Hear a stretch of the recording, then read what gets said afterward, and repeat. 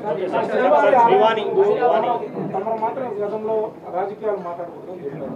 గత 4 సంవత్సరాలుగా విపరీతమైన కూతురు తిట్టే పరిస్థితులు అటువంటివి కాదమ్మా.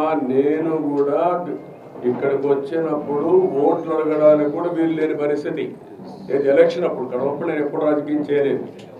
అలాంటివన్నీ చూసాం. అది ఒక పీడకలగా మిగిలిపోవాలని కోరుకుంటున్నాను. మీరు మాట్లాడిగారు కాబట్టి చెప్పాను. నేను అది కూడా చెప్పదలుచుకోలేదు. ఇక్కడ ఎవరైనా సరే నేరస్తులు నేరం వేరే వాళ్ళపైన వేయడానికి ముందుగానే ఎల్బీ క్రియేట్ చేయడం అలాంటివి మాత్రం నా దగ్గర జరగవు. Be clear. ఎవడైనా సరే నేరస్తుల్ని నేరస్తులుగానే చూస్తా. రాజకీయ ముసుగులో కూడా వీళ్ళు నేరాలు చేయాలని మనం కుదరదు. So one last question. T అంటేనే ఒక ధార్మిక సంస్థ, బట్ కమర్షియలైజ్ చేశారు. Pilgrims are suffering because of commercialise చేసే కదమ్మా. కమర్షియలైజ్ చేశారు. వెంకటేశ్వర స్వామి టెంపుల్కి వస్తానే కొండెక్కతానే ఏం కనపడాలి మీకు? పవిత్రమైన భావం రావాలి. ఈ పవిత్రమైన భావం రావాలంటే ఇక్కడ అడుగడుగున ఆ పవిత్రమైన భావం రావాలంటే ఆ మూమెంట్ కనపడాలి. క్లీన్గా ఉండాలి.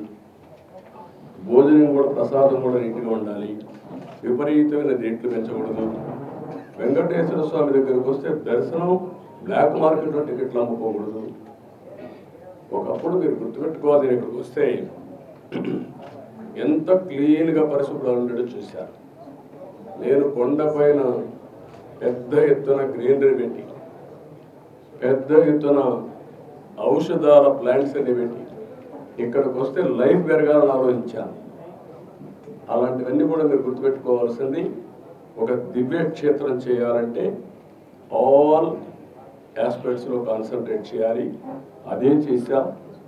ఇక్కడ ఒక దాన్ని ఏమనాలి నాకు అర్థం కాదు, కానీ ఒక వరస్ట్ ప్లేస్గా తయారు చేయాలంటే ఏ విధంగా తయారు చేయాలో అన్నీ తయారు చేశారు. ఎవరెన్ని మాట్లాడిన లెక్కలేతనం వచ్చింది. గంజాయి, అన్ని మత ప్రచారం, లేకపోతే లిక్కర్, నాన్ వెజిటేరియన్, విచ్చలవిడితనం, ఇష్టానుసారంగా వీడి యొక్క పైడివలకు కేంద్రంగా తయారైపోయింది. వెంకటేశ్వర స్వామిని ఊరూరు తిప్పేశారు. మీరు గుర్తుపెట్టుకోవాలి. దేశంలో ప్రతి ఒక్కరికి ఒక ఆలోచన ఉంటుంది. ఆలోచన ఏంటి? వెంకటేశ్వర స్వామి అంటే ఒక పవిత్రమైన భావం, దేవుని కృప కావాలి. అలాంటిది పెళ్ళిళ్ళు జరిగిన పేరెంటాలు జరిగిన వెంకటేశ్వర స్వామి తీసుకుపోయి వైరల్ చేసుకోవడం ఏంటంటే విన్నారా ఎప్పుడన్నా? పట్టింది అంటే వెంకటేశ్వర స్వామిని మీ స్వార్థం కోసం అమ్మతారా? ఇష్టానుసారంగా పదవులు ఇచ్చుకుంటారా? మేము పదవులు ఇచ్చేది ఎందుకు? ఆ పదవి ఇచ్చి ఆ పదవి ద్వారా మీ యొక్క కోర్టు కేసులు ఎవరికి మీ పనులు చేసుకోవడానిక? ఎక్కడికి పోయారు మీరు? ఏమయ్యారు మీరు? అంటే వెంకటేశ్వర స్వామి, నేను ఎన్నోసార్లు చెప్పాను, గుర్తుపెట్టుకోవాలి మీరు మళ్ళీ ఒకసారి. వేరే దేవుళ్ళు నెక్స్ట్ జన్మలో మీ మీద పనిష్మెంట్ ఇస్తాను, కానీ వెంకటేశ్వర స్వామిని నేను చూసా. ఎవరైనా వెంకటేశ్వర స్వామికి అపచారం చేసిన వారు, తలపెట్టిన వారు ఈ జన్మలోనే పనిష్మెంట్ తీసుకుంటారు. తీసుకున్నారు కూడా. మీరు తిరుపతిలో కూడా చాలా ఇన్సిడెంట్లు ఒకసారి లెక్కేసుకోండి. ఎవరైనా సరే ఉద్యోగస్తులు కానీ బయట వాళ్ళు కానీ ఎవరైనా సరే దేవుడికి అపచారం చేసిన ప్రతి ఒక్కరూ శిక్ష అనుభవించారు. ఈ విషయాలు మీరు గుర్తుపెట్టుకోవాల్సిన అవసరం. కేంద్రం చేశారు. ఎర్రచందనాన్ని కూడా నేను గోడను కూడా పెట్టాను, మీరు చూసుంటారు. ఆ గోడను కూడా వెళ్ళబోతా ఉంది. ఇది ఎర్రచందనం స్మగ్లర్కే సీట్ ఇస్తే ఏం మాట్లాడతారు? చట్టాలు కూడా ఒక చేతులకి అప్పచెప్పేస్తున్నారు. చాలా ఉన్నాయండి, ఒకటి రెండు మాట్లాడడం కాదు, చాలా ప్రక్షాళన చేయాలి. ఇంకా వీళ్ళ డబ్బులు, రౌడీజం, దీంతోనే రాజకీయం చేయాలనుకున్న ఏమీ జరగదు.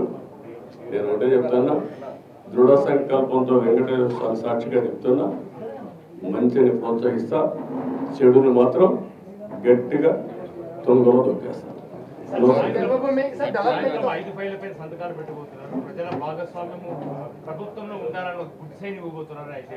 చెప్తారు కదా, అన్ని చూస్తారు కదా, మీరు అన్ని చెప్పాల్సిన లేదు. భోంచే ముందు రుచి ఎందుకు కాదు. నేను ఒకటే చెప్పా, 1.0 చూశారు, 2.0 చూశారు, 3.0 చూశారు, 4.0కి వచ్చాను. ఇప్పుడు మీరు చూడబోతారు. ఇప్పుడు అందుకని అందరికి అపీల్ చేస్తున్న ఆఫీసర్లు కూడా, ఎంప్లాయీస్ కూడా అపీల్ చేస్తున్నా, రాజకీయ కార్యకర్తలకు అపీల్ చేస్తున్నా, నష్టపోయాం, ఈ నష్టాన్ని రికవర్ చేసుకోవాలి, అందరూ కూడా కలిసి పనిచేద్దాం. తమ్ముడు, మీ లోగోలు తప్ప మీ గొడవ తప్ప ఇంకోట్లేదు మీకు. అందరికీ నమస్కారాలు. ఒక హిస్టారికల్ తీర్పు తర్వాత నేను చాలా ఎలక్షన్ చూసాం. ఎప్పుడు కూడా ఇంత పెద్ద మ్యాండేట్ ఇవ్వలేదు. ఇది ఒక హిస్టారికల్ విక్టరీ. 93% స్ట్రైకింగ్ రేట్ అనేది ఎప్పుడూ జరగలేదు రాష్ట్ర చరిత్రలో, దేశ చరిత్రలో కూడా నాకు గుర్తున్నంత వరకు ఇంత హిస్టారికల్ విక్టరీ ఎప్పుడు రాలేదు. అదే సమయంలో అది అయిన తర్వాత నిన్ననే ప్రమాణ స్వీకారం చేయడం, సాక్షాత్తు కేంద్ర ప్రభుత్వం ప్రధానమంత్రి అమిత్ షా గారు, అదే మరి వేరే రాష్ట్రాల ముఖ్యమంత్రులు, ఆల్ ఇండియా బీజేపీ పార్టీ అధ్యక్షుడు నడ్డా గారు, ఇలాంటి ప్రముఖులందరూ రావడం, ఆ తర్వాత నేను వెంకటేశ్వర స్వామి ఎప్పుడు కూడా నాకు కులదైవం. నేను ఏ సంకల్పం చేసినా ఒక్క నిమిషం వెంకటేశ్వర స్వామిని తలుచుకొని ఆ సంకల్పం ప్రకారం ముందుకు పోతాను. అదే మరి చిన్నప్పటి నుంచి మీరు చూస్తే ఇదే రోడ్లో మంగాపురం నుంచి చదువుకున్న రోజుల్లో కూడా దేవునికి ముక్కులు తీర్చుకోవడానికి నడిచి వచ్చేవాళ్ళం. అక్కడి నుంచి మళ్ళీ ఈ రోడ్లో తిరుపతి వరకు నడిచి ఆ తర్వాత బస్సులో వెళ్ళేవాళ్ళం. అది నా జీవిత ప్రారంభం. వెంకటేశ్వర స్వామి ఆశీస్సులతో అంచెలంచెలుగా మీరు చూస్తే నేను ఎదగడం, రాష్ట్రానికి ముఖ్యమంత్రి కావడం, దేశ రాజకీయాల్లో కూడా పాత్ర పోషించే పరిస్థితి వచ్చింది. 2003 నేను వెంకటేశ్వర స్వామికి పట్టు వస్త్రాలు సమర్పించే సాంప్రదాయం బ్రహ్మోత్సవాల సందర్భంగా ఆ రోజు నేను వచ్చేటప్పుడు క్లేమోర్ మైన్స్, ఆ క్లేమోర్ మైన్స్ చూస్తే ఎవ్వరు కూడా బతకలేదు. అలాంటిది సాక్షాత్తు వెంకటేశ్వర స్వామి నన్ను బతికించాడు. దానికి కారణం అనేకం కావచ్చు. ఆయన సేవకు నేను వచ్చేటప్పుడు నేను చనిపోతే ఆయన కూడా అపవాదు కావచ్చు, లేకపోతే నా వల్ల ఇంకా ఈ రాష్ట్రానికి ఏదో చేయాల్సిన అవసరం ఉంది, ఈ జాతికి ఏదో సేవ చేయాల్సిన అవసరం ఉందని ఆయన గుర్తించి నాకు ప్రాణభిక్ష పెట్టుండొచ్చు. కానీ ఏదేమైనా మళ్ళీ ఈ విక్టరీ మీరు ఒకసారి చూసినప్పుడు వెంకటేశ్వర స్వామి స్ఫూర్తిగా ఆయన ఆశీస్సులతో నేను ఏం చేయాలని ఆలోచిస్తున్నాను. ఒకసారి ఇవన్నీ చరిత్రలు. ఎన్టీ రామారావు గారు అన్నదానం పెట్టాడు. అన్నదానం ప్రవేశపెట్టిన తర్వాత దేవాంశి పుట్టినప్పటి నుంచి ఒకరోజు అన్నదాన కార్యక్రమానికి డొనేషన్ ఇస్తున్నాడు. అంటే ఒక మెమరీ మీరు ఒకసారి చూస్తే వాళ్ళ గ్రేట్ గ్రాండ్ ఫాదర్ అన్నదాన కార్యక్రమం పెడితే గ్రాండ్ సన్ ఒకరోజు కాంట్రిబ్యూట్ చేసే పరిస్థితి వచ్చిందంటే ఇది ఒక అరుదైన అనుభవం. అయితే నేను ఎప్పుడు వెంకటేశ్వర స్వామిని ఒకే కోరుకుంటాను. ప్రతిరోజు నేను ఎక్కువ పూజలు చేయను. చాలా